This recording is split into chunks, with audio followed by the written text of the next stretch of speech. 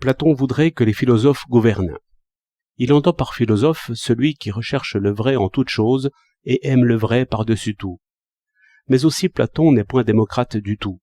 Il se moque des nobles charcutiers et bourreliers que le peuple porte aux affaires. Pour mon compte, j'accepte le suffrage universel sans lui faire de querelle. Je n'en attends point des merveilles. Je sais que la démocratie tombera en démagogie. Je n'attends point du tout que les philosophes soient rois par le consentement des citoyens. Et même, je m'attends à quelque énergique réaction contre la prépondérance de ceux qu'on nomme les intellectuels, et qui sont comme la monnaie du philosophe véritable, lequel n'existe point. Pourquoi je m'y attends? Non pas comme à un mal véritable, mais plutôt comme à un commencement de justice.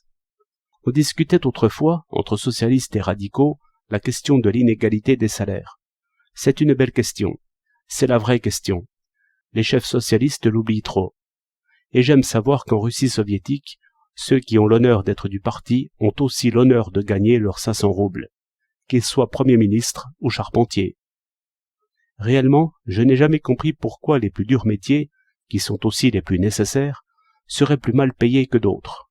Et au rebours, je ne trouve pas juste qu'un professeur de Sorbonne, qui aime son métier et qui se plaît à son travail, et en même temps se cultive lui-même, ait encore en plus une sorte de luxe dont le balayeur est privé.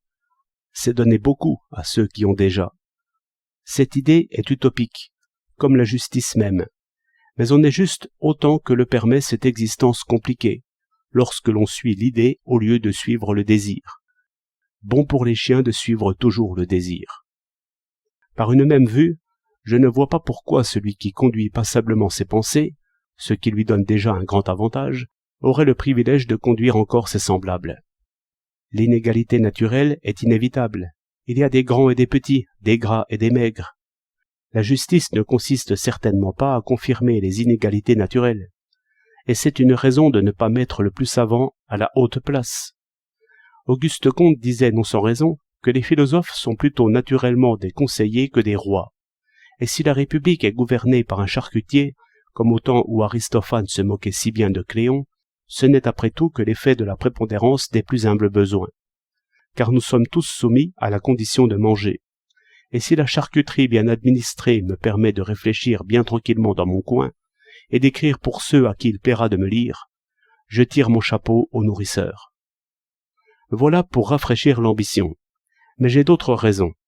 La première et principale est que les intellectuels n'ont jamais montré, dans les affaires d'importance, plus de bon sens que les marchands et les ouvriers. Bien au contraire, je les vois aigres et importants, et abondants en phrases homicides.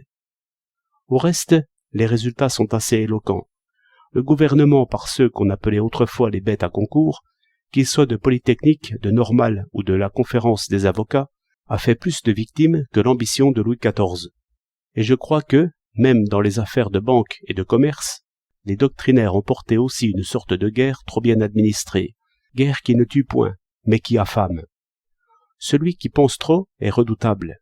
Un paysan ne pourrait pas gouverner plus mal. Et, de toute façon, c'est une erreur physiologique, il me semble, de vouloir un puissant cerveau à la tête de l'énorme société. Si puissant qu'il soit, il sera toujours ridiculement petit, et je crains les secousses de l'idée, quand elle se communique à ce grand corps sous forme d'ordre de mobilisation, d'ordre d'inflation ou déflation, et choses de ce genre, qui deviennent explosives par la masse des exécutants. Au grand corps convient l'humble et courte sagesse. Je reviens, comme on voit, à ce petit radicalisme tant moqué. D'autres y reviennent présentement à ce que je crois et même trop vite. Heureux nous autres, qui n'avons pas à y revenir, car nous y sommes.